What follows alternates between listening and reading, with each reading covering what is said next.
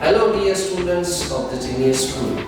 Today we will be trying to complete the third chapter, Economic Reforms from the IIB.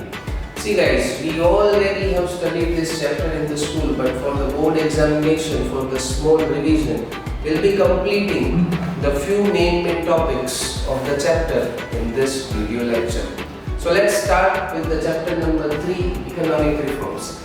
Economic reforms are also known as New Economic Policy. That's why it is known as NEP. But we must have to know the reason of economic reforms in India. So as I said in the previous video that the IPR, Industrial Policy Resolution 1956, would be the cause in future for the drastic change in our economic system. Let's understand how it is. See, in the year of 1956, we come up with the thought of Industrial Policy Resolution. Government has decided that we will go for the Industrial Policy Resolution. Now India will be an industrialist nation. That was the decision that government has took up in the year of 1956. But that decision of the government has come up with the few restrictions and few policies. Restrictions and policies like government will open the industries from the 1956, but the first is that mostly the large scale industries will going to open by public sector undertakings, means by the government only. The people like us, means a private people, a normal citizens of the India, were not allowed to open any large scale industries. Okay, so normal people of India were allowed to open a small scale industries, especially small scale industries, and this area have been reserved by the government that few businesses can be opened only at the small scale level. That's why it is also known as the reservation. So government has reserved few areas where people of India can open the industries, but those industries can open only at the large scale. Only at the small scale. And the next government's policy was that government has decided for licensing. Industrial license would be compulsory for any such people living in India or the people who are willing to open any such business or production activities. Without having the license, we are not at all allowed to open any industries. And foreign exports and imports were controlled by government. It was controlled by government of our country, where they were restricting us for importing any good or for exporting any goods. So IPR has come up. India wants to be an industrial nation, but with this much rules and with this much regulations. So large scale industries will open by public sector undertaking, small scale SSIs will be reserved for the people. But with the license, compulsory license and export and imports will be controlled drastically by the government. Due to this many controls, now what have been happened later on? So when government has decided this policy in 1956 and government has started moving with this rules and regulations, what have been happened that government has borrowed a lot of fund to open the large scale industries. And maybe you have the question that why government is borrowing the money to open the large scale industries. See, it is the time of 1956. If you write here 1947, then India just have been independent before 10 years. And India has just started 5 years policy in 1951. So if you see 51, then only 5 years have been passed when we have started regulating our own country. and we do not have that much fund. We were completely unable to raise that much fund that we can open the industry. So government has fulfilled the desire of opening the large scale industry by the borrowings from the banks. Another side, small scale industries, SSIs were opened for the people, but because of the compulsory licensing, it was a compulsion to take the license, and because of the compulsory licensing system, the people were not able to take the license on the immediate basis. Why? Because at that time no online documentation, no that much speedy documentation systems were available. So it was taking a huge time to take the license. And if you want the license in the shorter period, then you must have to give a money to the officers. So it has raised what? It has raised corruptions. Okay, because of this corruption has raised licensing. So small scale industries idea, licensing ideas were somehow restricting the people.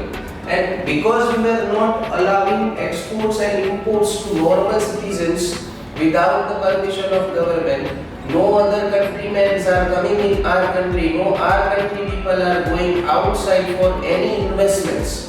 Our complete foreign transactions or foreign earnings were stopped because of these restrictions, because government was not allowing. So foreign earnings was also very much limited. Now you can see this, guys, that borrowed money, large scale industries, government was opening the industries and doing the work, but government was also failed in production because we were new at that time in industrial sector, and government was not having that much industrial experiences. Then too government was borrowing the money and government was investing the money into the businesses. So because of the lack of experience, our production was not that much qualitative. So people of abroad or people of our country was not at all actually like to buy their products. So government's production was failed, businesses was failed. So this borrowed money converts into the burden on government because government was not able to at least come on the equilibrium point. Okay, and our SSI is completely failed because of licensing system.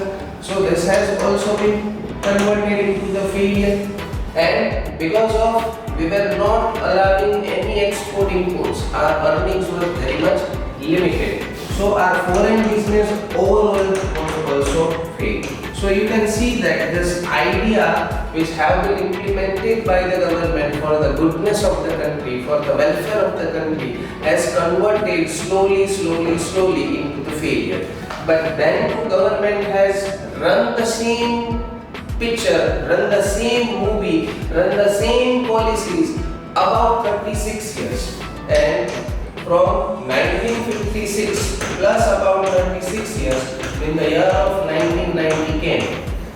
So when the year 1990 came and government have checked up that how much money is available in government's funding, in government's treasury. So when government has actually checked the treasury, government has checked how much funds are available now with the government's capacity. So only this much fund was available, because all the funds which have been collected somehow by the taxes, somehow by the small businesses, somehow by the expensing, we are using that money maybe to reduce the burden of borrowing, maybe to handle the SSIs, or maybe to handle the exports and imports from last 36 years. So there was very much less money, and now the question was that how we will run the nation now. So we need the immediate help from somebody, and without waiting, we went to the foreign banks. Mainly, there are two names which we have to remember. One is World Bank and one is IMF. These two banks we have visited, and we have asked to them that we want the immediate currency, means immediate cash help or monetary help. Why? Because our country is not having the money and we have to run the show anyhow. So they have asked us that why you are failed, because India is very much prosperous country in front of other countries since years. So why this much prosperous and the golden bird country got failed? That was the question. So we explained to them that this is our situation, this is how we are running the system. All large scale industries are with the government only, and SSIs are with the people. Licensing is compulsory, exports, imports are limited. So they have taught us, means they have guided us that the system that we are running, maybe we have got something good for this, but the system is completely failed for the earning, because the main organ of earning is people. Okay, and these people are completely restricted by the government. This is not at all good, because we are not allowing the people to enter into the large scale industries. So they have advised us to make certain changes, and then we will be receiving the money. That was the condition. So what condition they have put in front of us, what changes they might willing from us, that government will allow all the large scale industries freely open by anybody, not by the government only. Means I, you or anybody can open the large scale industries. These restrictions which we are having on the people, that we must have to reduce. Second, if the SSIs will be reserved only for the private people, only for the limited investment, then it will not work. SSIs will be open for any such investment. If somebody wants to invest 20 crore, let them invest. They have the money, they have the idea, they have the philosophy of work. So let them work. So without any restrictions, SSIs should be work without any limitation of investment. And if any such people are ready to start their work and their businesses are not that much hardly affected to the nature or to the surrounding, means they are not spreading that much pollution, they are not that much harmful for the society, then those particular businesses does not require immediate license. They can start the functioning immediately. Okay, such industries like tobacco, chemical, which are harmful for the society, which are harmful for the nature, those particular industries must have to take the license. So licensing you make compulsory, but not for all, for those only which they are required. And export import, because we have the past experience with the Britishers, that we were having the trading relations with the Britishers, but by the trading relations they entered into the country, we became slaves of them, and about 190 years we remained under them. So this experience was not allowing us to free export and import, but that experience could not be repeated. That was the advice for them. So if we want to earn the money, then we must have to cope up, we must have to tie up with some other country, with the next to the world, with the different corners to the world. So we have to allow the foreigners to enter in our country, and we have to allow our people to go abroad to earn there. Okay, because at the end of the day, the money will come into our country, and foreign businesses will also set up here, so that will be also advantageous for us, for the employment, for earning, for income, for GDP in many aspects. So this was the complete guidance by this World Bank and IMF. If we will be ready to make these changes in our system, then and then we will be able to receive the money. And that's why, because of their advice, and we need the money, that's why we made the changes. So whatever the controls were there on the people, like licensing was compulsory, private sectors was limited, okay, it was reserved, as we have seen before also. Large scale industries can be opened by the government only. This many things, this many restrictions were there. It should be free. Okay, so that policy was known as liberalization. So what is liberalization? It means simple as this. Liberalization means make country free from the control of the government.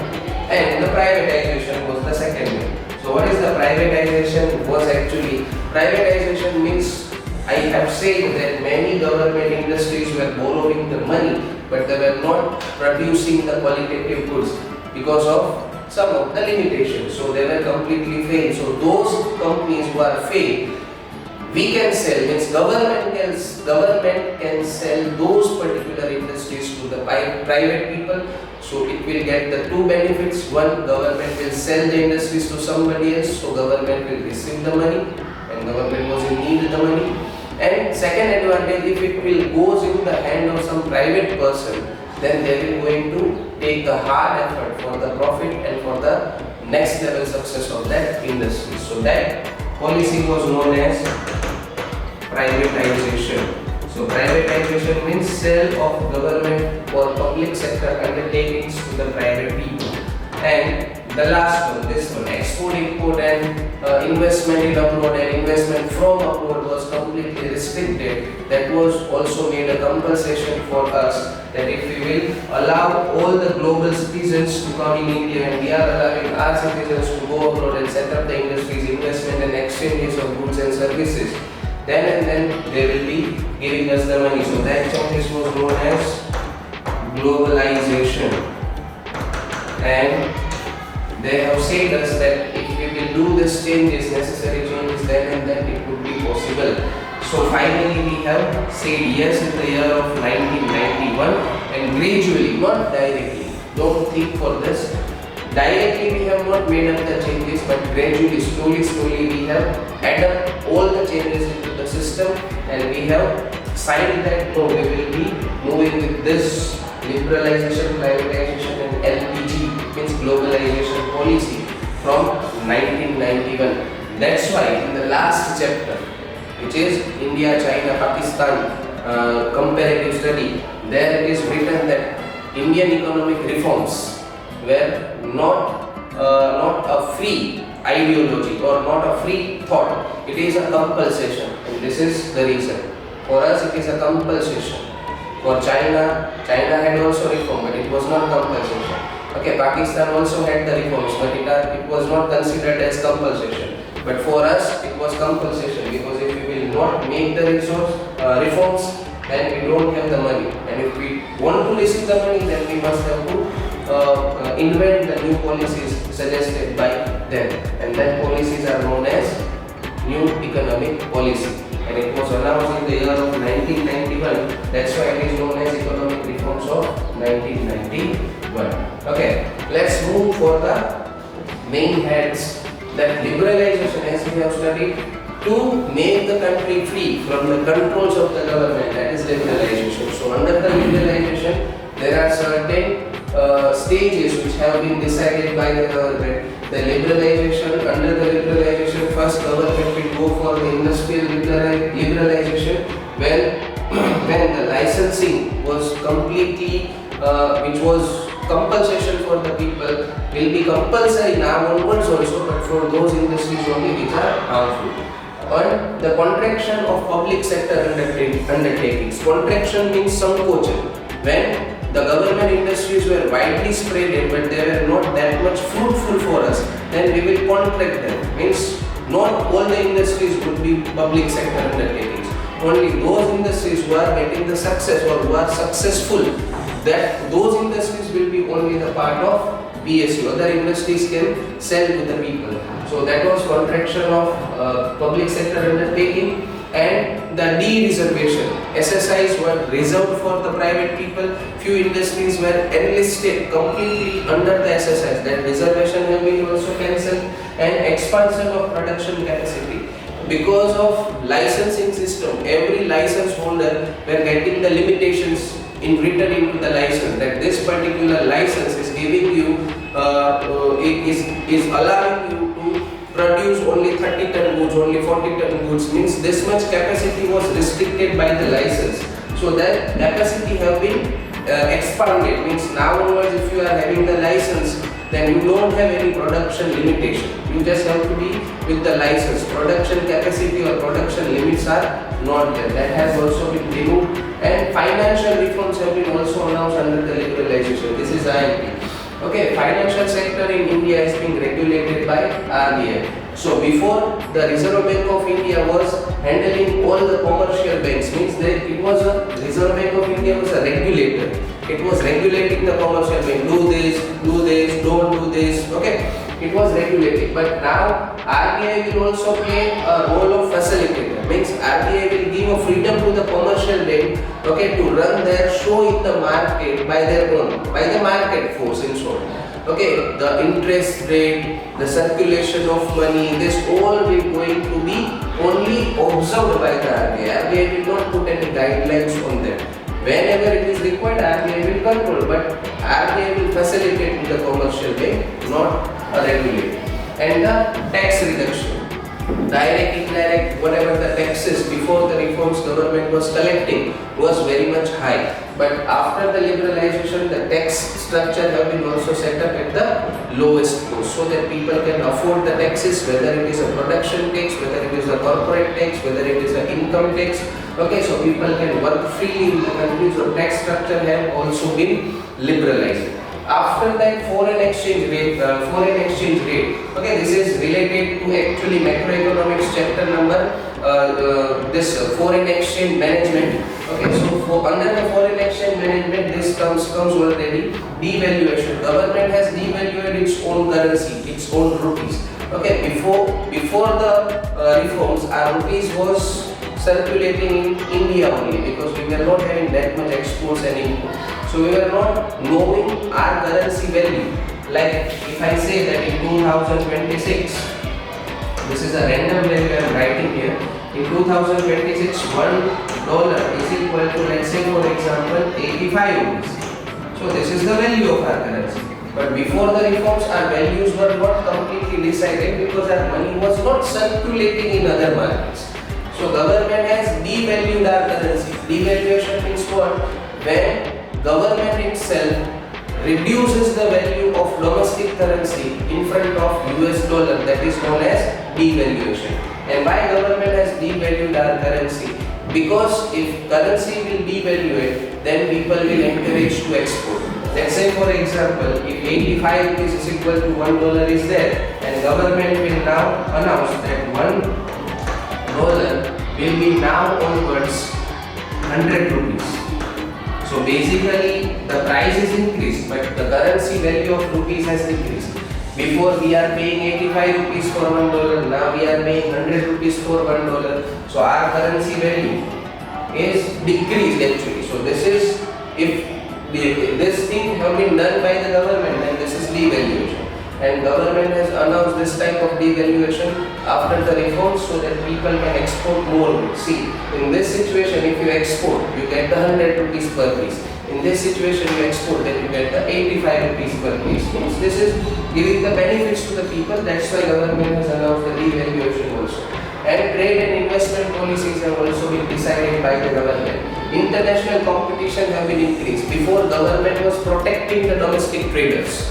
Like if I am a domestic trader, I am producing the cement. I don't have any competitor in the market who is producing the same kind of the good in front of me, especially a foreigner. Because government was not allowing any foreigners to come inside the country and to do the trading activity or to the business activity. So one way I was very much safe. But now government is allowing everybody to come inside the country, so the competition will going to be increased. So international competition will increase and permission to foreign investors. Every foreign investors will be allowed with certain limitations to come up with their funds and to establish the FDIs, foreign direct investment. And technological advancement. This has been also adopted by the government, and now onwards India will work with the modern assets and the modern technology. Whether we will import, if we don't have that, then we will import from other country, but India will go for the advancement.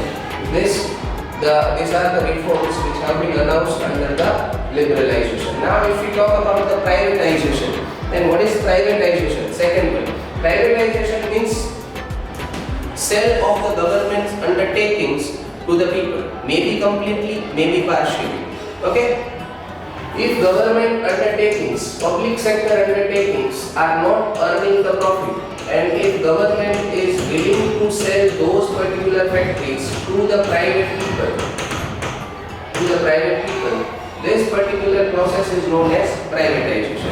Privatization was mainly having 2-3 types, and the way government was allowing privatization, complete privatization, government was selling 100% company to 100% private owner. Like if I say, just for an example, that Indian Oil is a government company. Indian Oil is a government company, and government wants to sell this to Reliance 100%. Then 100% ownership goes to Dhirubhai Ambani, okay, Mukesh Ambani. This is called complete privatization. But there was another term which was also accepted at that time, and that is partial privatization. So partial privatization was what? That in between 29 to 50% share, means highest percentage share if government will take up, and people will get around 49% shares only. Government will get 51. Then government will be considered as an owner, and these people will be considered as the management part.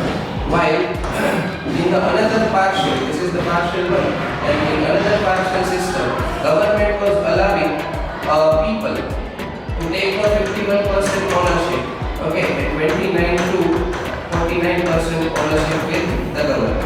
So if government is taking the less portion of or less part of the partnership, then government will be only considered as the management part, and these people will be considered as the owner. So this way government was accepting the privatization, and government was announced this privatization policy. This complete privatization is also known as disinvestment. Okay, this will come into the chapter budget also. Disinvestment is a way of earning for the government. Okay, because this concept is related with your book, macroeconomics. Now, all the factories have been privatized? No, there were few government branches before the privatization or before the reforms. These companies were already earning a good money. Means we have to remember the category Mini Ratna, Maharatna and Navratna. These have been divided into three categories. This were the 1, 2, 3, 4, 5 and 6 and 7. These were the 7 companies which were earning a good profit for the government from where it has been established. Means they are not a part of the field. Okay, so government has categorized those companies according to their profits and according to their success in this way. Mini Ratna. Mini Ratna is involved in 3 companies: BSNL, Airport and Railways. Okay, Airport Authority of India. It is not airport directly, but just for your understanding, I have written here airport. Otherwise, it is Airport Authority of India. And railway means who handles the railway? IRCTC, Indian Railway Catering and Tourism Corporation. Okay, and Maharatna, Indian Oil Corporation. In Maharatna category, Indian Oil Corporation and Steel Authority of India. And in Navratna, Hindustan Aeronautics and MTNL. MTNL and BSNL, these both are actually telecommunication companies. This was handling a local telecommunication, okay, and this is handling the national telecommunication services, BSNL and MTNL. So if you have to remember, then how we can remember it quickly, that we cannot forget in the exam. That when we start remembering it, first write Mini Mahanav. Mini Mahanav. Okay, Mini starts with the BSNL. BSNL is actually calling company communication. So we have to call our friend that whether to go by plane or by the train. We have to ask our friend by the call whether to go by plane or by railway. So it has completed. We have to ask by call. Call means BSNL. Whether to go by Airport Authority of India or by train, IRCTC. Chalo, Mini Ratna done. Okay, and our friend is asking a question to us that air means aeroplane is functioning, or aeroplane flies by what? It flies by Indian oil. Indian oil is being used into the aeroplane, and railway is manufactured with the steel. Railway is manufactured with the steel. So Maharatna, IOC, airports use the petrol, steel, railway made up with the steel. Okay, so this is also completed, Maharatna. And Navratna. See again, if you see this air, air, air, continuously three airways. Hindustan Aeronautics related to the airports again. Aeronautics is directly not related to the airport, it is related to the spare parts. But Hindustan Aeronauticals, that is also related to the airports, airways. So now Ratna again, airways come first, and we have start with the telecommunication, and we will end with the telecommunication, Mahanagar Telecom Limited.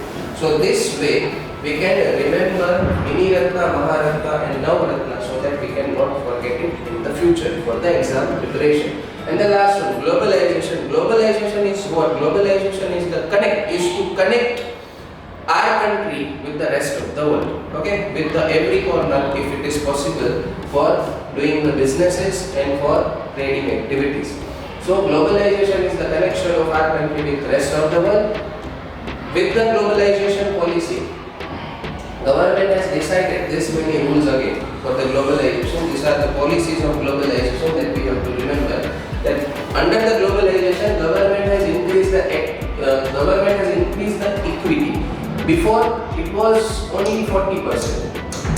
Before the reforms, means before the 1991, only people if wants to invest, they can invest only 40% shares in our country. But after 1990, the picture is completely different. Government has allowed 51 to 100%. Like if anybody wants to come with the direct investment in India and they have to invest all of their money in India only, they were completely allowed. Means before it was restricted till 40%, but after globalization it has been 50 to 100%. So we must have the question in the mind that, sir, if somebody will come in our country, if they will start regulating like the Britishers, then what will happen? But for them only, government has formed one rule also, which is known as FEMA, Foreign Exchange Management Act. Before the 1991, it was FERA. FERA means Foreign Exchange Regulation Act. So government was regulating, controlling. But now government will not control. Government will do what? Government will manage. So FERA has been converted into FEMA, Foreign Exchange Management Act. Means if anybody will come, whether with the 100% investment, government will manage the things wisely. Okay. Next is partial convertibility. Because we were not able to trade that much in abroad before the reforms, our domestic currency rupee was not able to circulate around the different corners of the world. Like rupees was not that currency which was circulating globally before the reforms. But now reforms have announced, we have admitted that we will allow the globalization. So we have to allow our foreign currency, means our rupee, that rupee can circulate globally anywhere in any corner, and its value can be decided by the market forces. So government has said that rupees will obviously going to circulate freely by the market force. Okay, in a beginning phase for any transaction, like if we say unilateral transaction, if I am working in abroad and if I am sending the money to my family, okay, then that can be immediately converted into the rupees, or rupees immediately can be converted into the dollar. Okay, so for instead of capital goods, in short, instead of capital goods, for all other activities in the beginning, rupees was allowed to convert into the dollar, or dollar have been allowed to convert it into the rupees. And the next, long-term trade policy. Government has come up with the thought that if any investor comes here in India, we must have to go for the special contracts. Under that, they must remain in our country for the longer term for the production activity. So that will going to give good results. And reduction of tariffs. Nowadays we are more aware about the tariffs. The tariff rates have been reduced so that exporters and importers get encouragement, and they can export and import the goods freely with the less taxes. And withdrawal of quantitative restrictions. Before the globalization, there was a quantitative restrictions that one individual can import, like let's say for example 40 tons in a month, and big entrepreneur or the large scale industrialist can import 100 tons or can export 100 tons. So this many quantities have been set up by the government before the restrictions, but after the reforms, this globalization, under the globalization, these quantitative restrictions have also been removed. Okay, so this is the complete picture of your globalization, privatization and liberalization policies which have been announced. The story also I have told you guys that why these policies have been made. So you just revise this chapter. This chapter is very much important. With the next chapter, we'll be meeting in the next video very soon. Thank you so much.